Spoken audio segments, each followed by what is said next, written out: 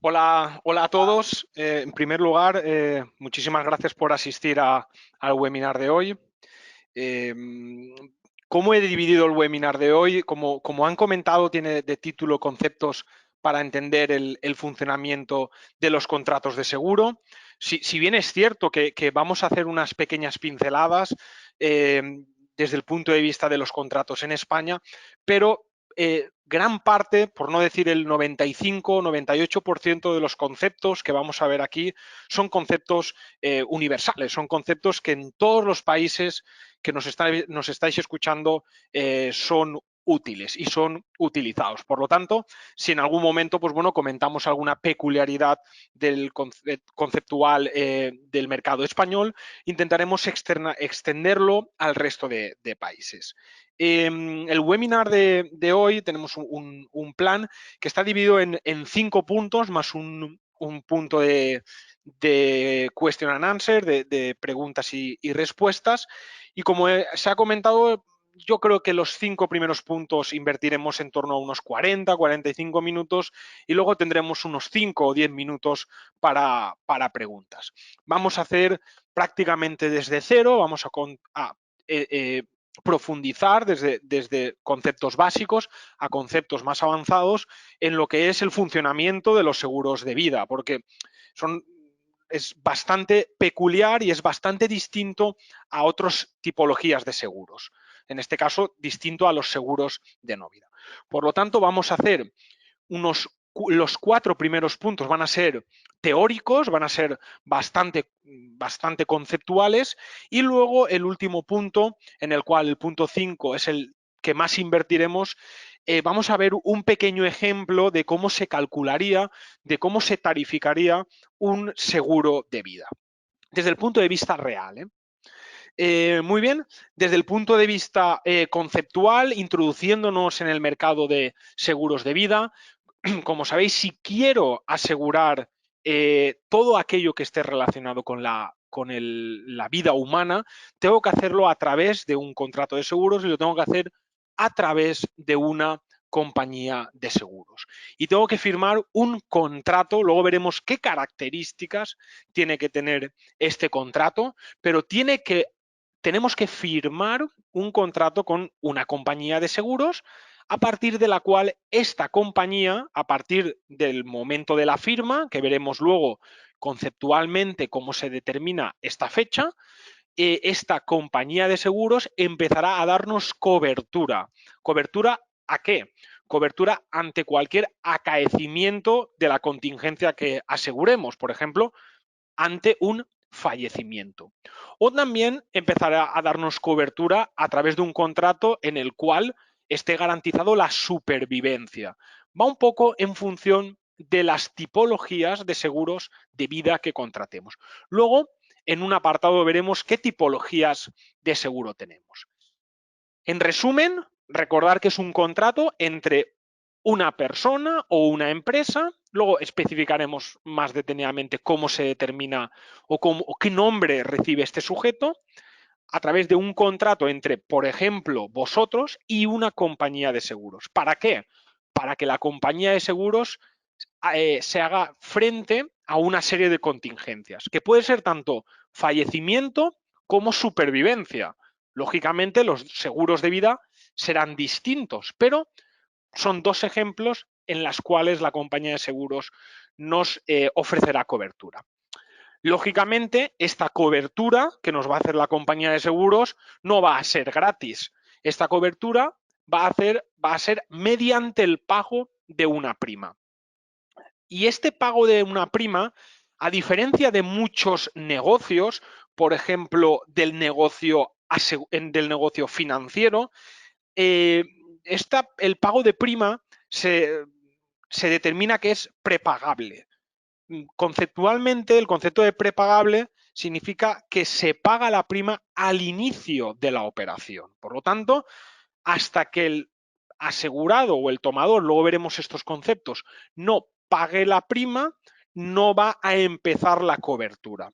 Y esta prima, esto es importantísimo, esta prima es prepagable, significa que la pago al inicio de la firma del contrato.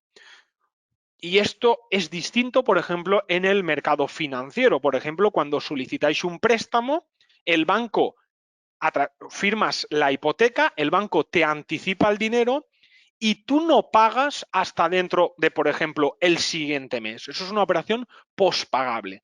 En este caso, las regulada a través del famoso LOSEAR, la Ley de Ordenación, Supervisión y Solvencia de las entidades aseguradoras y reaseguradoras. En vuestros países, si queréis profundizar o en el futuro queréis estudiar más detenidamente los conceptos de seguros, tanto de vida como de no vida, tendréis que conocer cuál es la normativa aplicable a cada país. Por lo tanto, es importante que todo lo que vamos a ver en la clase de hoy, todo eso está regulado, lógicamente, como muchos sectores de la economía. Más concretamente, y ya introduciéndonos en el punto 2, habíamos comentado que para que el seguro tome efecto necesitamos firmar un contrato de seguros. ¿Un contrato de seguros entre quién?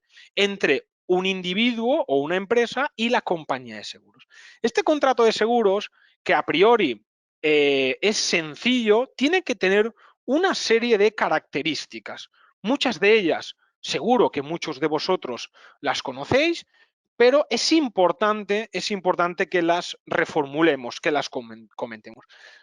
Primero, que el contrato ha de ser consensuado, es decir, esto es lógico, ¿no? No se puede obligar a una persona a contratar con una compañía en específica el contrato de seguros. Es cierto que, por ejemplo, en España, si conduces un coche, un automóvil, por ley es obligatorio que tengas un seguro. Si no, no puedes conducir un coche. Lo que no te dice la normativa es que tengas que tener el seguro en cierta compañía. No, tienes libertad para elegir la compañía. Por lo tanto, el primer requisito es que el contrato tiene que ser consensuado. Es decir, que yo, como individuo, puedo elegir la compañía que mejor satisfaga mis necesidades. Que sea, por supuesto, bilateral, es decir, que yo cumpla con mis obligaciones, es decir, que yo firme el contrato y que yo pague la prima. Y cuando hablo de bilateral, significa que la compañía de seguros me proporcione cobertura. Por ejemplo, en este caso, si firmo un contrato de fallecimiento, pues que en caso de que yo fallezca, que se pague a mis beneficiarios, se pague el capital establecido. Por lo tanto, un acuerdo es bilateral. Yo me comprometo al pago de una prima y la firma de un contrato y la compañía de seguros exactamente lo mismo. Firma el contrato y en caso de contingencia, en caso de que ocurra el evento, pagará las indemnizaciones que se hayan establecido. El contrato ha de ser oneroso. ¿Qué significa que el contrato ha de ser oneroso? Que ambas partes reciban una prestación. Yo, como individuo, recibo la prestación de que en caso de que me pase a mí algo, mis beneficiarios recibirán una cantidad. Y la compañía es oneroso para ella también, porque en caso de que yo fallezca, o sea, en caso de que yo no fallezca, cobrará la prima. Y en caso de que yo fallezca también, es decir, la compañía siempre cobra la prima. Por lo tanto, es oneroso por ambas partes. ¿Qué significa oneroso? Significa que el contrato no es gratuito. Es la gran diferencia, que cuesta dinero. Más cosas importantes, que tiene que ser de adhesión. Las cláusulas, es decir, yo no puedo asegurar lo que yo quiera, sino que la compañía me fija las cláusulas que ella estime oportunas, que yo, por supuesto, antes de la firma debo conocer. Esas cláusulas yo las tengo que aceptar, porque si no las acepto, lógicamente no empieza el contrato de seguros. Y que haya buena fe entre las partes. Esta es la característica quizá más difícil de cumplir. Cuando hablamos de buena fe entre las partes, es que luego veremos que para hacer un contrato de seguros de vida, en algunas tipologías de seguros, te hacen un cuestionario médico. hay algunas compañías que hacen chequeos médicos, bueno, teleselección. Hay distintas maneras de evaluar el estado de salud. Cuando hablamos de buena fe entre las partes, es que yo tengo que informar de todas aquellas preguntas que me hace la compañía. Es decir, si la compañía me pregunta si yo he tenido una enfermedad previa, yo tengo que informarle de esta enfermedad previa. Por lo tanto, se presupone siempre buena fe entre las partes. Insisto, esta es la característica más importante, no la más importante, sino la más difícil de cumplir. Esto también es importante, por ejemplo, en otros seguros como el seguro de salud, que es un seguro aunque parezca que es un seguro de no vida, como es un servicio, se cataloga como un seguro de no vida, pero el seguro de salud, aquí también es importante la buena fe entre las partes. Por ejemplo, si has tenido también problemas en una rodilla, pues tienes que informar a la compañía de seguros en el momento de la suscripción de la póliza. Muy bien, hemos comentado las características, las características principales del contrato de seguros y ahora vamos a comentar un poco cuáles son los elementos básicos de cualquier contrato de seguros. Elementos básicos que seguro que muchos de vosotros ya conocéis, porque seguro que muchos de vosotros tenéis algún contrato de seguros y seguro que alguna característica aprendéis. Desde el punto de vista conceptual de personas que intervienen o tanto físicas como jurídicas en el contrato de seguro, son en total 4. La primera de ellas es el tomador. Básicamente, el tomador es aquel que paga. Es la persona que paga, persona física o jurídica, que paga el seguro. Por ejemplo, yo si quiero hacerme un seguro de que en caso de fallecimiento, en caso de que yo fallezca, mis herederos recibirán una indemnización, el tomador de seguros es quien paga ese seguro. En este caso, si lo pago yo seré el tomador. El beneficiario es aquel que se beneficia de que en caso de que ocurra la contingencia, es la persona que recibirá el importe que se ha establecido en el contrato de seguros. Una pregunta que podéis pensar en estos momentos: ¿puede ser el tomador y el beneficiario la misma persona? Sí, sí que puede ser. Vamos a poner un ejemplo, cuando puede ser y otro cuando no puede ser. Por ejemplo, si yo en un seguro de vida quiero cubrir mi incapacidad, es decir, que en caso de que yo sufra una lesión, pero que yo no muera, sino que quede incapacitado, reciba una compensación, yo puedo pagar ese seguro y por lo tanto ser el tomador, y el beneficiario soy yo mismo, es decir, la compañía de seguros me dará a mí el dinero. Por lo tanto, en ese caso, en ese ejemplo, tomador y beneficiario de la misma persona. Pero, por ejemplo, en otro tipo de seguros, como puede ser el fallecimiento, no puede ser el tomador y el beneficiario de la misma persona. Por ejemplo, si yo pago el seguro y el seguro es que en caso de que yo fallezca, yo no puedo percibir la contraprestación, no puedo percibir el capital porque yo ya he fallecido. En este ejemplo, yo sería el tomador y, por ejemplo, mi familia o quien yo designe, porque puede ser un amigo también, le puedo dejar como beneficiario, pues a priori la familia es el beneficiario. ¿Sí? Y el tercer concepto es el asegurado. El asegurado es aquella persona que se asegura. Y entonces vamos a poner un ejemplo en la cual tomador, beneficiario y asegurado son distintas personas. ¿Qué es la más difícil? Imaginar que somos una pareja, yo, mi pareja y mis hijos, ¿vale? Entonces, yo soy el tomador y yo pago el seguro. ¿Pago el seguro de qué? De que en caso de que mi mujer fallezca, mis hijos percibirán una determinada cantidad de dinero. Por lo tanto, Yo soy el tomador, mi mujer es la asegurada porque es en la cual le va a recaer la contingencia en caso de que fallezca o quede incapacitada, o en este ejemplo, en caso de que fallezca, y mis hijos van a ser los beneficiarios. ¿Vale? Es un ejemplo bueno, que no siempre coinciden, pueden ser distintos. Esto, desde el punto de vista práctico, es un lío, no es un lío, es un lío si no se entiende. Yo creo que con el webinar de hoy, muchísimos de vosotros estáis descubriendo que se mezclaban los conceptos. Y de hecho, al principio es complicado entender estos conceptos. Luego, ya cuando en este caso, en el máster donde realizamos el webinar, luego ya la gente ya entiende perfectamente cuáles son los conceptos y los utiliza perfectamente.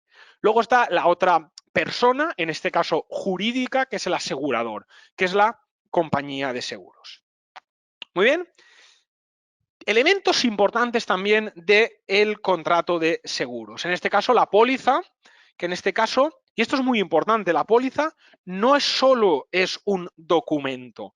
La póliza son varios documentos y ahí los tenéis. Primero, el documento de condiciones generales.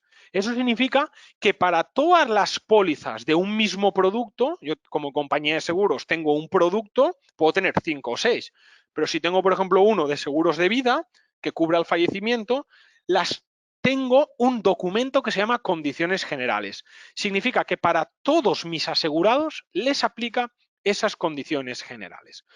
Luego está otro documento que está dentro de la póliza, que son las condiciones particulares. ¿Qué significan las condiciones particulares? Que ya aterrizamos al nombre, apellido y características. Por ejemplo, un asegurado puede garantizarse un capital de 100.000 euros y este asegurado, por ejemplo, tiene 40 años. Pues esto, las características particulares de cada asegurado vienen definidas en lo que se llaman las condiciones particulares. Y luego, bueno, tampoco por no hacerlo muy extensivo, hay otro tipo de documentación menos relevante que suele ser informativa y luego están por los famosos suplementos. Por ejemplo, si cambias de residencia o si estabas asegurando 100.000 euros, pasas a asegurar 40.000, pues se hacen un suplemento. Y ese suplemento es como más papel, más papel, se mete todo en lo que es la póliza de seguros. El concepto de prima, ya lo hemos visto, es la cantidad de dinero que paga el asegurado, en este caso que paga el tomador, hacia la compañía de seguros. Y la fecha de efecto es desde el momento en el cual el contrato de seguros toma efecto, a partir del cual, si ocurre la contingencia, la aseguradora está obligada a dar cobertura. Vamos con el punto número 3, ya conocemos cuáles son las características de un contrato, cuáles son los agentes que intervienen en un contrato, cómo se formaliza un contrato, cuáles son la documentación de un contrato de seguros y conceptos básicos como la prima y la fecha de efecto. Una vez conocido esta parte más básica, vamos a concretar y qué tipo de modalidades de seguros de vida hay. En general son 4 grandes bloques que comprenden, el primer gran bloque comprende los seguros en caso de fallecimiento. Cuando hablamos en caso de fallecimiento, se denominan seguros de vida riesgo. Fijaros, de vida todo es vida, pero que cubren contingencias de riesgo. Por ejemplo, en caso de fallecimiento, en caso de incapacidad, en caso de, por ejemplo, enfermedad grave, todo ese tipo de seguros se llaman seguros de vida riesgo. Y eso es que a través de una pequeña prima, luego veréis el ejemplo, no sé si son en el ejemplo 400 o 500 dólares, creo que he puesto el ejemplo, se puede cubrir 100.000 euros de capital. Significa que pagando solo 400 o 500 dólares, en caso de que desgraciadamente haya un fallecimiento, se le dará 100.000 euros a los beneficiarios. Luego lo veremos en el ejemplo. Un segundo gran bloque son los seguros de vida ahorro. Pues este tipo de seguros son para cubrir contingencia de supervivencia. Por ejemplo, yo que tengo, pongamos, por ejemplo, voy a hacer un ejemplo y así yo también me alegro el día. Imaginemos que yo tengo 18 años, así por imaginar, tengo 18 años y digo, empiezo a trabajar y quiero que cuando yo me jubile a los 65, 67, cada vez nos jubilamos más tarde, cuando me jubile tenga unos ahorros pues, para hacer frente a mi jubilación. Pues yo puedo destinar un pequeño importe de mi salario mensual a ahorrarlo como un seguro de vida. Por lo tanto, ahí tendríamos un seguro de vida, a partir del cual yo hago aportaciones todos los meses, 100 euros, 100 euros, 100 euros o 100 dólares, 100 dólares, ¿veis? Y voy constituyendo una cantidad de dinero ¿hasta cuándo? Hasta que cuando me jubile disponga de un montante grande. Pues si quiero hacer un viaje o si quiero ese montante lo quiero convertir en una renta vitalicia, por ejemplo. Ese tipo de seguros son los seguros que se denominan de vida y ahorro. Una tercera tipología de seguros son los seguros de vida mixtos. No me voy a detener mucho en estos porque básicamente son una combinación de los dos anteriores. Son seguros que cubren tanto la parte de fallecimiento, por lo tanto el coste será la prima, será baja, y por otro lado cubren la parte de supervivencia. Tú pagas una cantidad de dinero mensualmente o anualmente que irá destinado pues o bien a la jubilación o bien para disponer de ella dentro de 15 años o incluso hay algunos productos, por ejemplo, que se les hacen a los recién nacidos para cuando vayan a la universidad. Por ejemplo, tienes un niño o una niña y vas poniendo 100 dólares todos los meses para que cuando vaya a la universidad, pues disponga, no, pues habría que hacer números, pero que disponga de 30, 40.000 dólares para que pueda estudiar. Por ejemplo, eso es un seguro de vida ahorro. Lo que hemos comentado, un seguro mixto combinaría los dos. Y por otro lado, que están muy de moda, ahora son los seguros Unit-Link. Combinan un seguro de vida a riesgo pequeñito, con una cobertura pequeñita de fallecimiento, con un producto financiero. Este tipo de productos son casi, y digo casi porque llevan un pequeño componente de riesgo, llevan un poco de componente del bloque 1 de seguros de vida a riesgo, pero principalmente el 99% de lo que es la prima que se paga va destinado a inversión en mercados financieros. Por lo tanto, productos Unit Link en el cual el riesgo es asumido por el tomador. El riesgo es asumido por la persona que paga la prima. Si el mercado sube favorablemente, pues el tomador ganará dinero. Si el mercado se desploma, el tomador perderá dinero. La aseguradora hace como una especie de intermediaria. Solo se lleva una pequeña prima por ese coste de fallecimiento. Pero la aseguradora aquí hace simplemente, es una intermediación. Cobra una pequeña comisión, pero así serían los productos Unit-Link. Los productos Unit-Link actualmente están creciendo mucho en los últimos años, tanto en mercados europeos como mercados americanos, latinoamericanos, como mercados también asiáticos. Están creciendo mucho en los últimos años.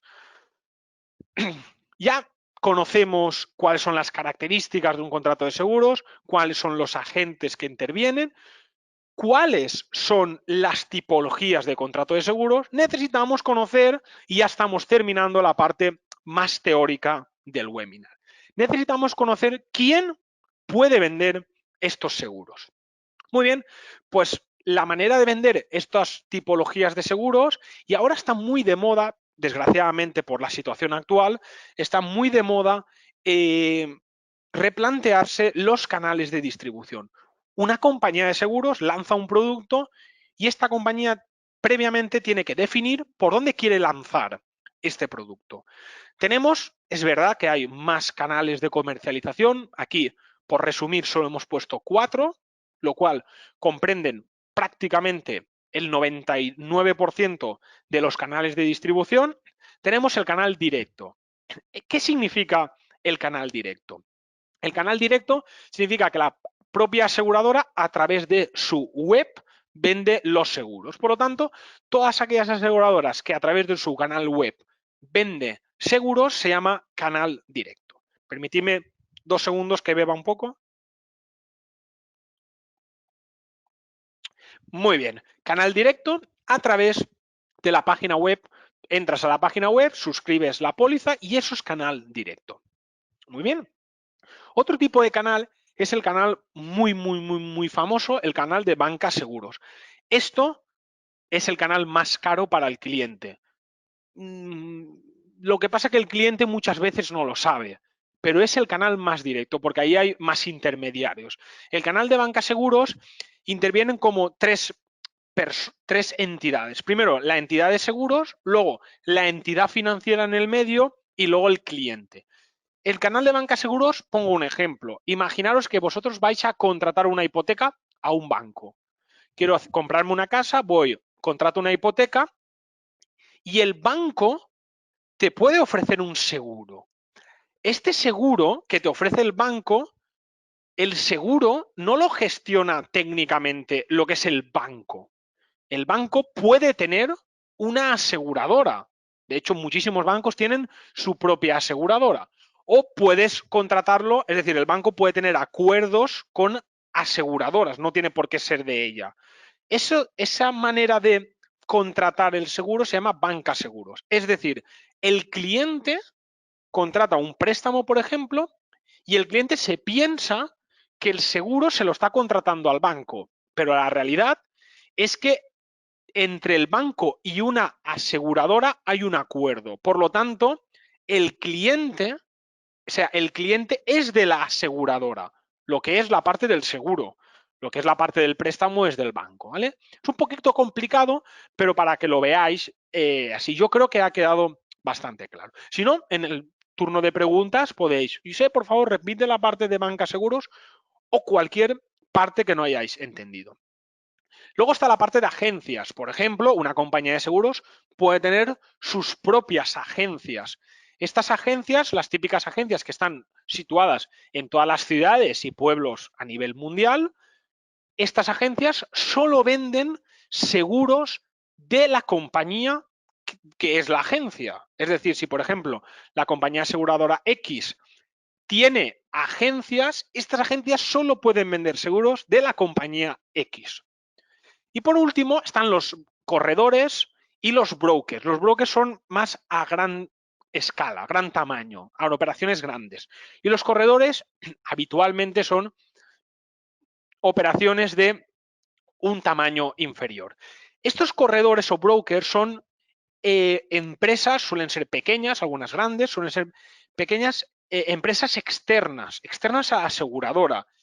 Y esos corredores y esos brokers no solo venden productos de una aseguradora, sino tienen múltiples aseguradoras. Por ejemplo, en España, un corredor tiene la obligación de ofrecer al menos 3 ofertas al cliente, 3 ofertas de 3 compañías distintas. ¿Vale? Y es el corredor el que le informa de cuáles son las características de cada una de las aseguradoras.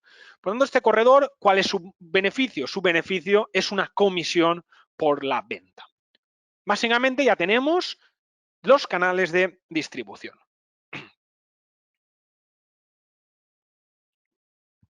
Muy bien. Un segundo. Y vamos a la parte, yo creo que más interesante, más práctica, y en el cual vamos a repasar.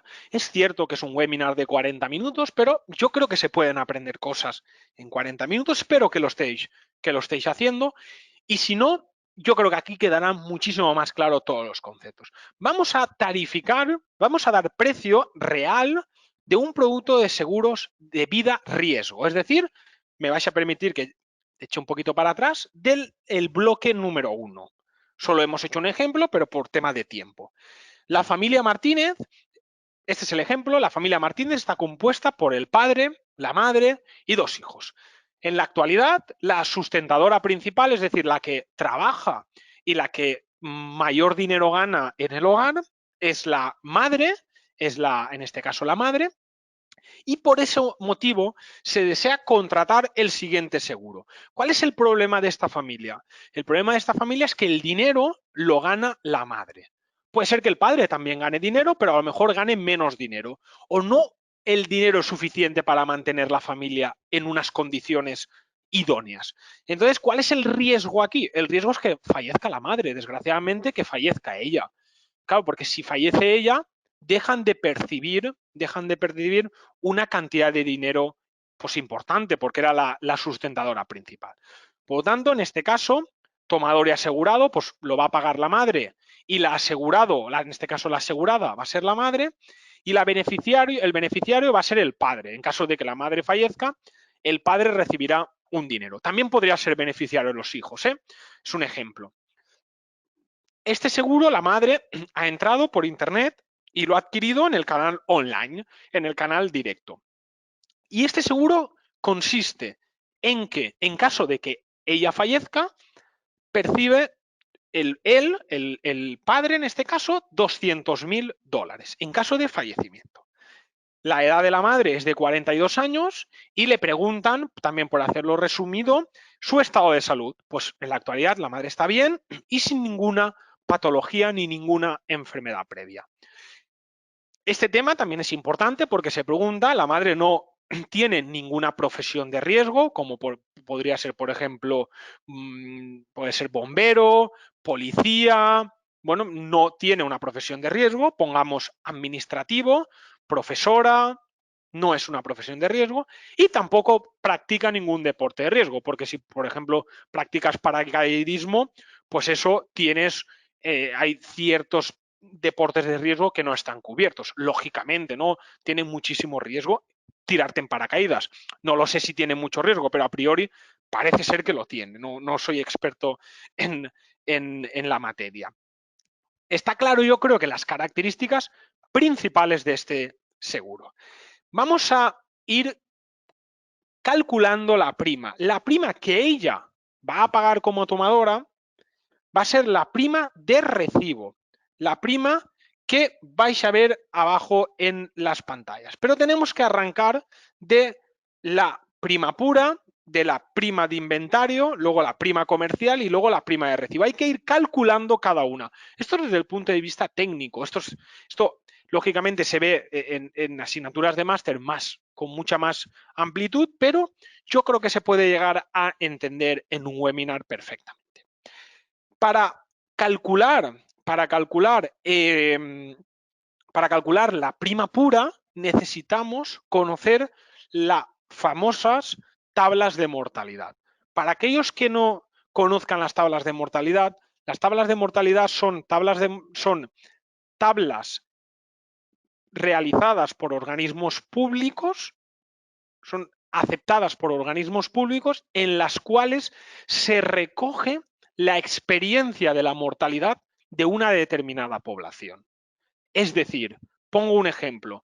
Por ejemplo, en España, para una persona de 40 años, su probabilidad de morir es del 0,10%. ¿Eso qué significa?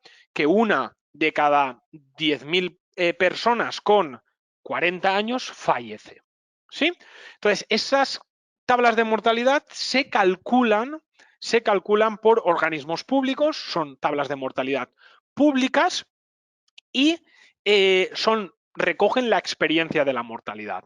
Se utilizan técnicas estadísticas, técnicas actuariales para calcular esas tablas de mortalidad. Son sencillas, simplemente términos estadísticos es un Laplace, el famoso Laplace.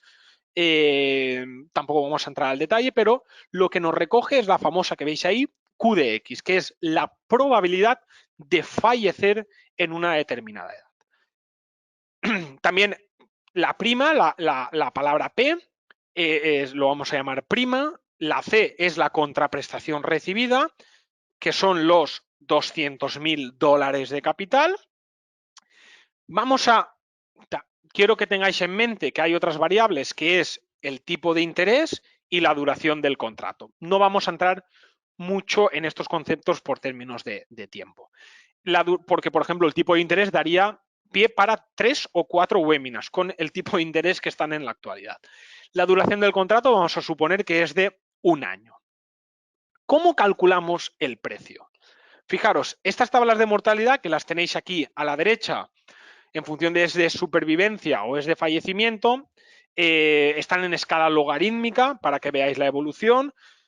Básicamente arrancan con una probabilidad bastante alta para la edad de 0 años. Los niños con 0 años tienen una probabilidad alta de morir.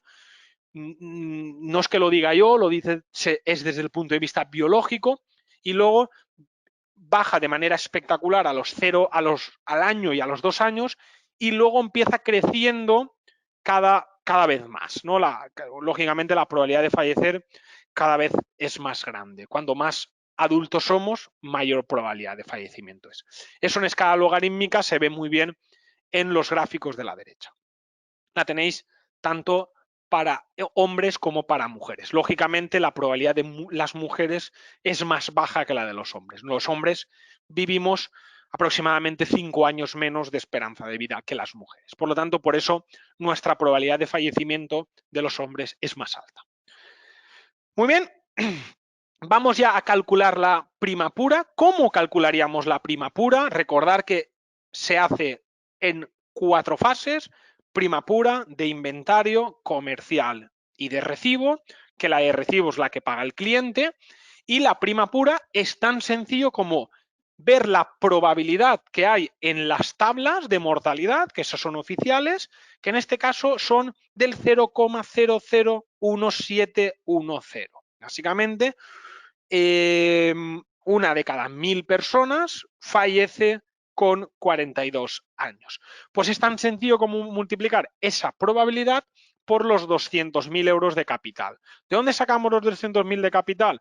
Pues de lo que ha pedido la clienta, en este caso de la tomadora, en el inicio del ejercicio. Ahí lo podéis ver en vuestras pantallas. Si en vez de pedir 200.000 pedimos 400.000, pues la prima a pagar será el doble, lógicamente. Pues pagaría de prima pura 342 dólares. Claro, aquí estamos asumiendo que la compañía de seguros no gana nada. ¿Qué tenemos que hacer?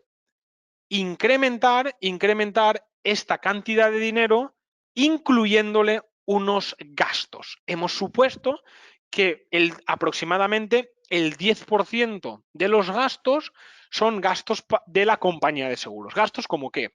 Sueldos y salarios, instalaciones, marketing, fotocopiadoras. Yo creo que queda claro la parte de gastos de administración. Sería un 10%. Pues se calcula así: en el numerador la prima pura dividido por 1 menos los gastos. Y por lo tanto pasamos teníamos anteriormente 342 de prima pura a 380 euros. Es decir, si no resto mal, los 38 euros serían de gastos para la compañía de seguros, es decir, gastos que nosotros como compañía cobraríamos. Claro, esto hay un canal de comercialización, como habéis visto, que tiene que percibir una comisión. Hemos supuesto que la comisión de este mediador es el 30%. Entonces, claro, porque ellos por vender el seguro tienen que cobrar una comisión. ¿Cómo se calcula ahora la nueva prima? Pues se calcularía en el numerador la prima pura dividido entre 1 menos el 0,10 de gastos internos, gastos de administración, y del 30% de gastos externos, de gastos de adquisición, de adquirir la póliza. Por lo tanto, el cliente, ella tendría que pagar, de momento, no hemos terminado, 570 euros. Refrescamos rápidamente: prima pura 342, prima de inventario 380, prima comercial 570 y nos quedaría la prima de recibo, que lo único que habría que añadir son los impuestos. Pues hemos supuesto que los impuestos aquí son 10 euros. Sé que en muchos de los países que estamos aquí ahora, estáis aquí asistiendo, muchos de los países no tenéis impuestos. No pasaría nada. Por lo tanto, la prima de recibo coincidiría con la prima comercial y no se le añadirían impuestos. En este caso, yo he supuesto que eran 10.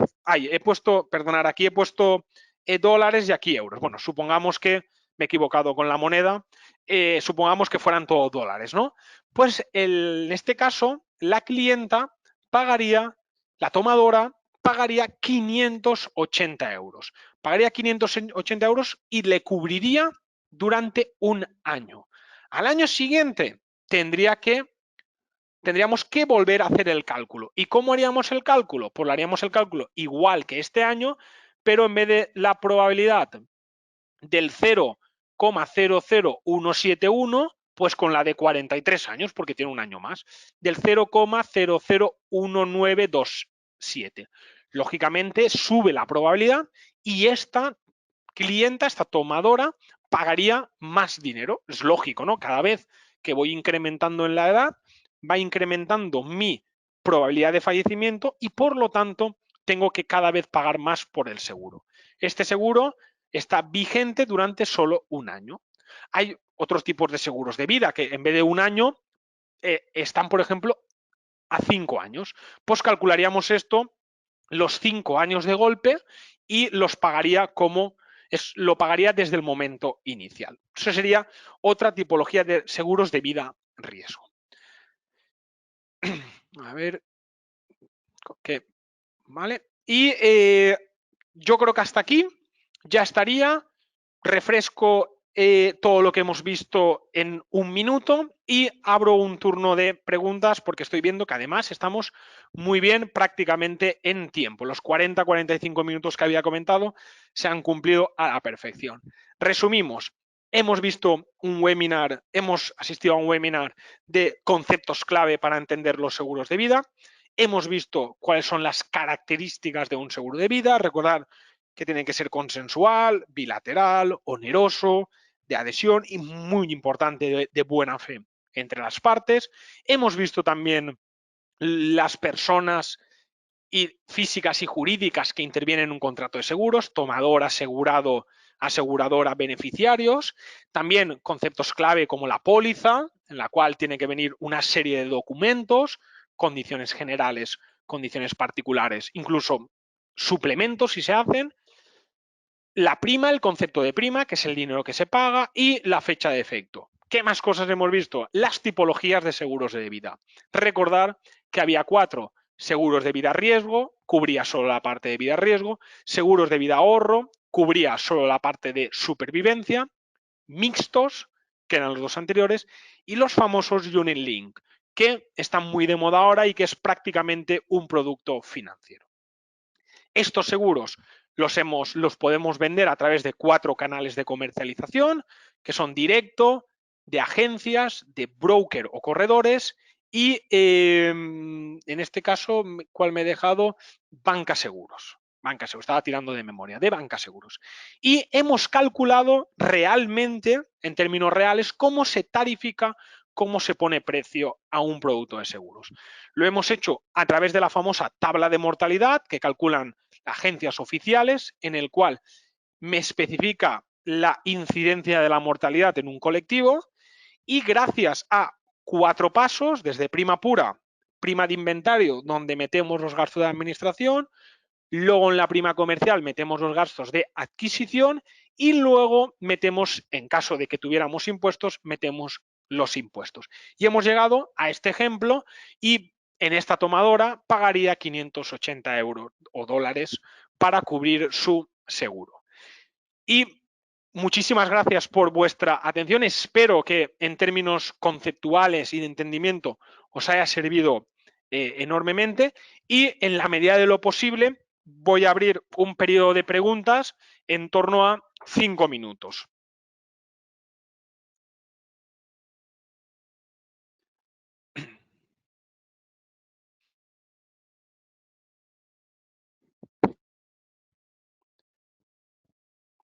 Estoy entrando y desplegando para ver turno de pregunta.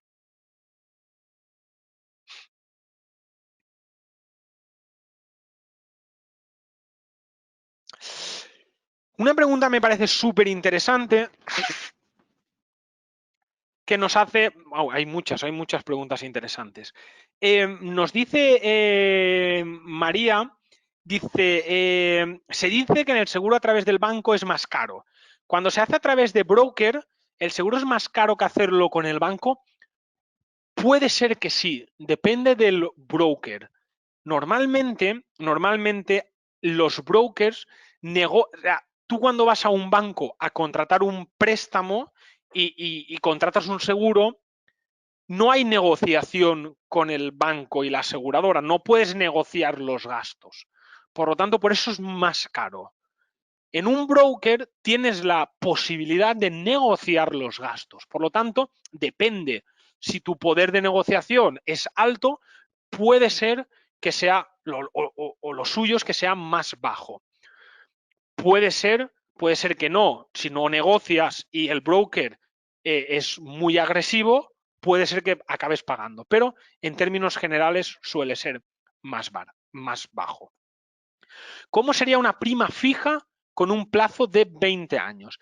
Cuando hablamos, nos lo dice Zoila, cuando hablamos de prima fija con un plazo de 20 años, el concepto, que no lo hemos visto, es un concepto un poco más avanzado, no es un concepto, no es prima fija, sino se llama prima nivelada. Significa que yo durante 20 años voy a pagar lo mismo. Muy buena pregunta, Zoila. Durante 20 años voy a pagar lo mismo. ¿Qué sucede? Que como la probabilidad de fallecimiento cada vez es más alta, los primeros años yo pagaré más que mi riesgo. ¿Sí? ¿Lo entendéis? Si yo siempre tengo que pagar una media, porque la prima nivelada es como una media, siempre es constante, en vez de pagarlo cada año cada vez más, como una recta creciente hacia arriba, me encantaría poderlo dibujar en una gráfica, no podemos aquí. ¿Qué sucede? Que en los primeros años pagas más del riesgo que estás cubriendo. En cambio, en los últimos años estás pagando menos del riesgo que has cubierto. Por lo tanto, sería así. Pagarías durante los 20 años la misma cantidad. No podemos calcularla aquí porque tendríamos que hacer números y no es un cálculo tan fácil como el que hemos hecho.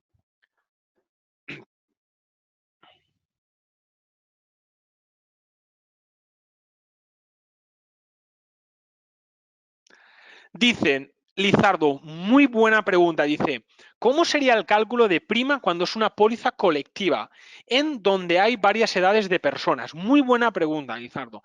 Esto ha cambiado en los últimos años. Te cuento lo que se hacía antes, que no estaba bien del todo, y lo que se hace ahora. Imaginemos que yo soy el propietario de una compañía y quiero regalar a mis asegurados un seguro de vida riesgo, de que en caso de que fallezcan, sus familias recibirán una determinada cantidad de dinero. Antes, lo que se hacía era, se cogía una edad media y se calculaba el seguro como si todos tuvieran esa edad. ¿Qué sucedía? La compañía pagaba para todos lo mismo. Por unos pagaba más de lo que les tocaba y por otros pagaban menos de lo que les tocaba, una media. En los últimos años, los últimos avances informáticos ya han permitido que el cálculo sea individual. Por ejemplo, yo si tengo una compañía con 20 asegurados, la compañía me calculará que para el primero tengo que pagar esto, para el segundo esto, para el tercero esto, y luego yo como compañía, como empresa, le pago la suma de todas las primas, pero esas primas son individualizadas. Lógicamente, esas primas se actualizan todos los años. Por lo tanto, espero, Lizardo, haberte respondido a la pregunta. Pero sería de manera individualizada. Luego, al ser colectivo, se sumaría todo. Nos preguntan también que quisieran saber los planes de seguros de Unilink, cómo funcionan. Estos planes de seguros de Unilink, lo habitual es que detrás, como hemos comentado, haya una entidad financiera. Esta entidad financiera lo que suele ofrecer es 5 o 6 fondos. 5 o 6 fondos. Te da un abanico de alternativas. Hay fondos como en cualquier producto financiero más agresivo, con más riesgo, también con posibles mayores rentabilidades, pero a mayor riesgo, mayor rentabilidad, también mayor pérdida, y hay planes, hay fondos con menos riesgo. Por lo tanto, la empresa financiera, en este caso la empresa aseguradora, pero a través de la empresa financiera, lo que te da es una serie de opciones. Te dan 4 o 5 opciones: agresiva, moderada, conservadora, y ahí ya el cliente elige. Y una última... ¿Alguna última pregunta? A ver qué estoy viendo. Nos pregunta Silvia, nos había preguntado hace unos minutos, dice, considerando la pandemia, ¿aún rige el tope de edad para contratar un seguro? Era hasta los 65, al menos en Argentina. Las tablas de mortalidad cambian por país. Nos hace 2 preguntas. Una, el límite de la edad, y otra, las tablas de mortalidad. 2 grandísimas preguntas. La primera pregunta, ¿existe un límite para contratar un seguro de vida riesgo? Sí. Lo habitual es que este límite esté en torno a los 65, 70 años. Todas las compañías lo tienen, en todos los países del mundo. Si no, el negocio no sería rentable para las compañías de seguros. Por lo tanto, sigue existiendo el límite, cada compañía lo fija en una determinada edad, pero suele estar entre los 65 y los 70 años, dependiendo de las compañías. Y nos preguntan si en este caso las tablas de mortalidad son distintas entre los países. Por supuesto, cada país tiene distintas tablas de mortalidad, porque su incidencia de la mortalidad es distinta. Pongo ejemplo, por ejemplo, el país más longevo, que creo que es Japón o España, son los países más longevos, donde más esperanza de vida tienen, por las probabilidades de fallecimiento son menores. Otros países, por ejemplo, Rusia, por poner un ejemplo, tiene esperanza de vida más baja que España. Por lo tanto, su probabilidad de fallecer es más alta. Depende de cada país. Cada país tiene su incidencia de la mortalidad. Cada país, su estilo de vida y su mortalidad es distinto. Y por lo tanto, sus tablas de mortalidad también son distintas. Y una última pregunta. Dice, ¿es conveniente dejar como beneficiarios a menores de edad? No es, la respuesta que yo diría es no es conveniente. No es conveniente. ¿Que se puede hacer? Sí, pero no es conveniente. Yo personalmente, si tuviera que dejar un beneficiario, pues dejaría a mi pareja como beneficiaria. No es conveniente, pero a veces ocurre. Muy bien, yo creo que casi todas las preguntas, sé que algunas han quedado, casi todas las preguntas se han respondido. Ha sido un webinar, yo creo que en tiempo y forma adecuado. De nuevo, os agradezco enormemente vuestra participación en este webinar y cuidaros mucho por la situación actual. Un fuerte abrazo para todos.